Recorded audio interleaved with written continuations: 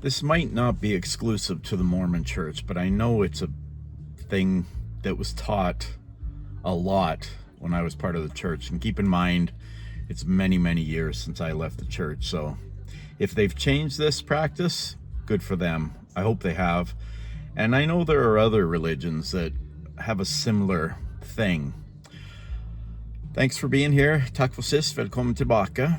Hope you're all doing well. Happy Father's Day. Need to call my dad. The thing I'm talking about is something that I've mentioned this in videos before. I just haven't gone into depth on it. And it's something that I know weighed heavily on my dad's mind for many, many years. And that's the saying in the Mormon Church that was taught and preached a lot, that if you raise your children right, they will not stray. It's such a harmful, hurtful thing to teach people, because my dad's an awesome dad. My mom's an awesome mom. My parents were amazing. They were great parents. They taught us morals and values and ethics, and I've got no complaints. The reason I left the church is not because of them. And the fact that this big guilt trip gets put on parents whose children leave is awful. It's just awful. It's not Christian. Of course, some of you would argue the Mormon Church isn't Christian. I disagree with you.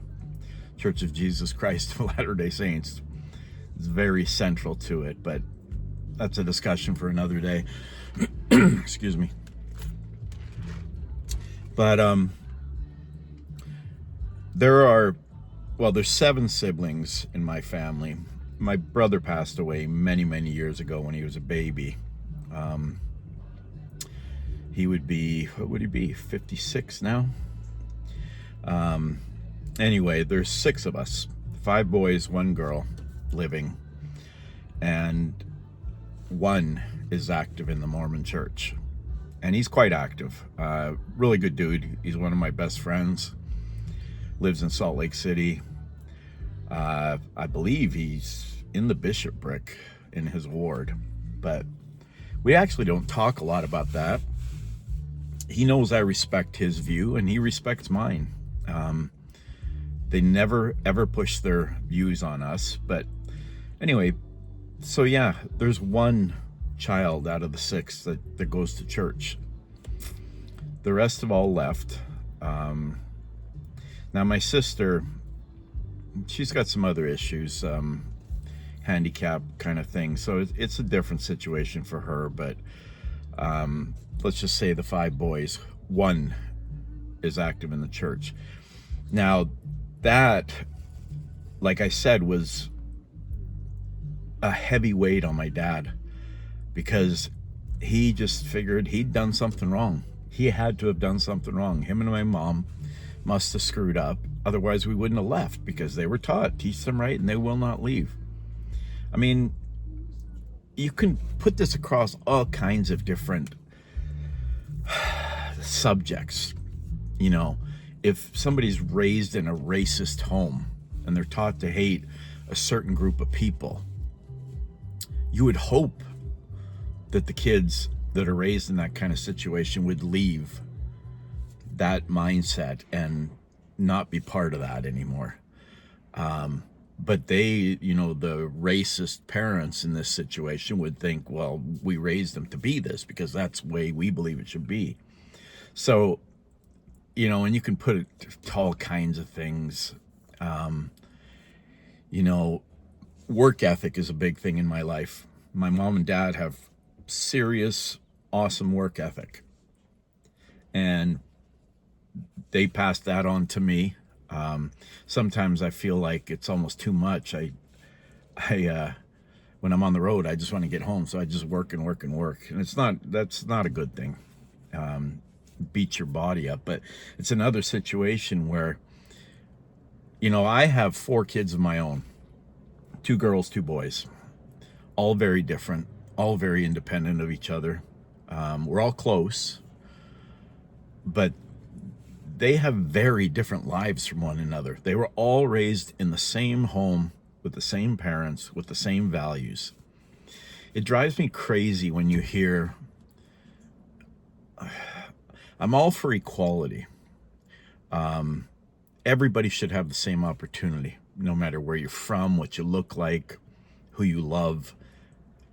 But you can't expect equity across the country, the world, the city, your neighborhood. You can't get equity in your own home. Like I said, my 4 kids were all raised in the same home, and they're very different from each other.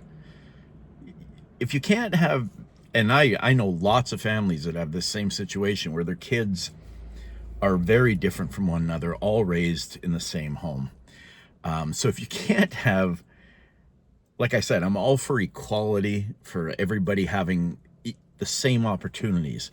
But just because there's not the same outcomes does not mean that there's something wrong there. And going back to the religious part of this, the fact that I left and 3 of my other brothers left as well. Now, in fairness, one of those brothers that left still believes in the Mormon Church. I've actually had some arguments with him. He's a great dude too. He lives up in Canada. Love seeing him and hanging out with him. I don't get to see him a whole lot. He's the next youngest. He's 60. And he gets on me sometimes for not going to church, not being Mormon. I'm like, Trond, you haven't been to church in 40 years. What are you talking about? Yeah, but I believe it. Okay, that's a story for another day. Like I said, he's a great dude, but I don't think it's fair for the church to put this kind of pressure on families and parents specifically, that if you teach your kids the right thing, then they'll always just be Mormon and they'll just stay part of the church.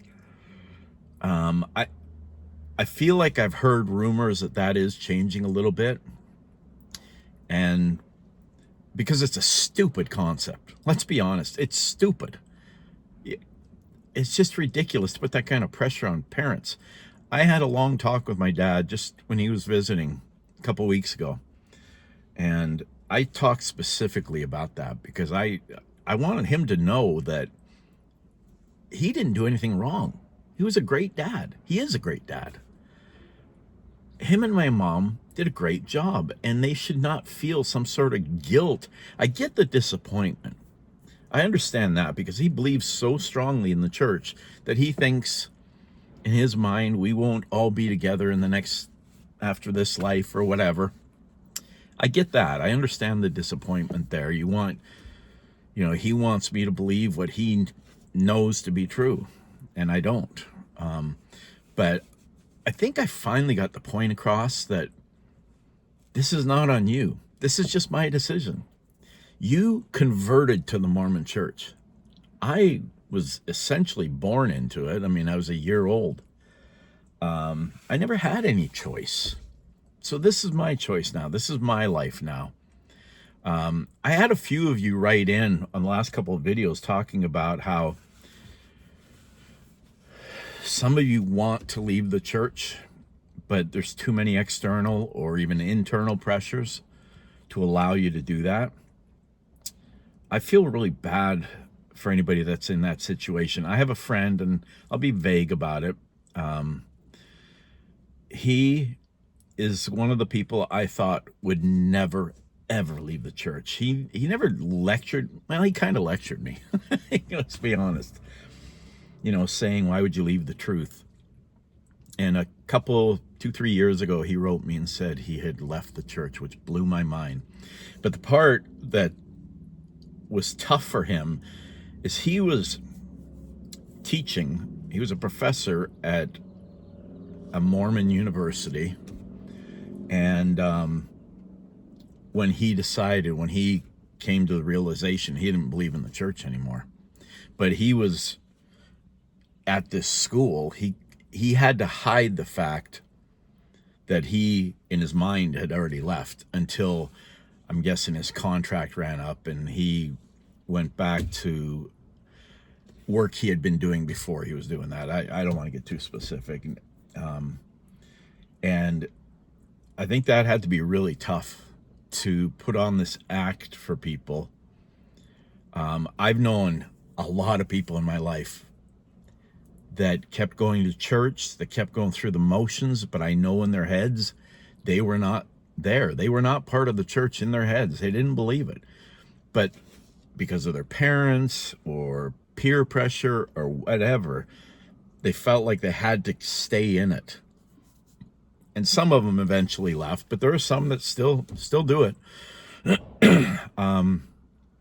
I had no interest in that. I was always of the mindset that if I'm going to be in this church, then I got to believe it and I'm going to live it. You know, I mentioned before, the word of wisdom has nothing to do with me leaving the church. I would have had no problem with that if I believed in it. So I guess for those of you that maybe struggle, if you're watching this video and you have children that have left the church, but you're still active LDS, take some of that guilt off yourself. Know that we all make up our own minds and decide our own lives. It should not be for our parents to decide what our lives are going to be. I mean, you know, when we're kids, of course it is. The parents rule everything when you're kids. But at some point you become an adult and you make up your own mind and you make your own decisions. So I've heard rumors that is not as much a pressure point anymore, but I also know that it is with some people because I've heard the comments. It's awful. It's awful. It's awful. I hope the church doesn't teach that anymore, but all it takes is a few leaders to say it. And if the people hearing it believe in that leader, then they're going to take it to heart. And it's got to hurt. I know it hurt my dad for many, many years. Never heard my mom talk about it. She doesn't voice her opinion a whole lot on religion, the church. She's active, very active. She just doesn't talk about it. My dad and I talk a lot about it. And it hurts my heart that he was hurting for all those years thinking he screwed up somehow. So if you're in the situation, take the pressure off yourself. Take the pressure off your kids. My dad and I have a fantastic relationship now. I mean, we always have. When I first left, he rode me quite a bit, but in a loving, I'm your dad, I want the best for you kind of way, not in a mean way ever. And so anyway, I just wanted to put that out there because I know it's a big problem and I hope it's going away. So I better get back to work. I got my sprayer sitting out in the sun and I got paper on the door. So I hope you all have a beautiful day. I hope you're nice to people. Remember, we don't know what other people are going through. I try really hard to implement that in my life and I fail all the time. I'm so imperfect, but I'm trying. And that's what I'm trying to do with this channel too, is just hopefully put some good out there, some positivity. And this wasn't meant as an attack. It was meant as I hope that's going away, that we can realize that we're all individuals. So thanks for watching. I hope you'll subscribe, share, comment, thumbs up. I appreciate all of it. I love reading the comments.